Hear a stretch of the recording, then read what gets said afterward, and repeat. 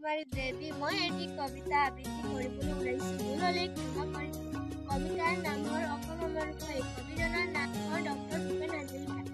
অসম আমাৰ ৰূপহী, গুণৰ নাই শেষ, ভাৰতৰে পূৰ্ব দিশত সূৰ্য উঠা দেশ।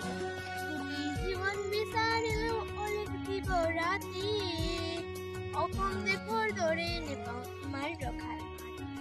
চিৰাবিনন্দীয় তোমাৰ সেউজ পৰিৱেশ, ভাৰতৰে পূৰ্ব দিশৰ সূৰ্য উঠা দেশ।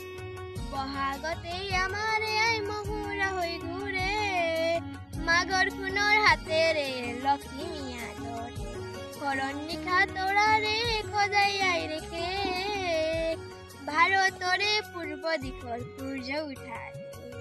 পাহাৰ ভৈয়াম একে কৰা ৰামধেনুৰে দৰে, তোমাৰ ভাষা মৰম বুৰু মিলন সেতু কৰে।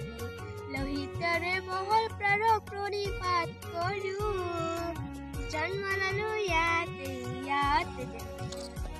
পাম পথে মধু সমাৱেশ, ভাৰতৰে পূৰ্ব দিশৰ সূৰ্য উঠা দেশ। নমস্কাৰ। ভুল হলে ক্ষমা কৰি দিব। ভাল লাগিলে লাইক, কমেন্ট, এটা शेयर कर দিব। धन्यवाद।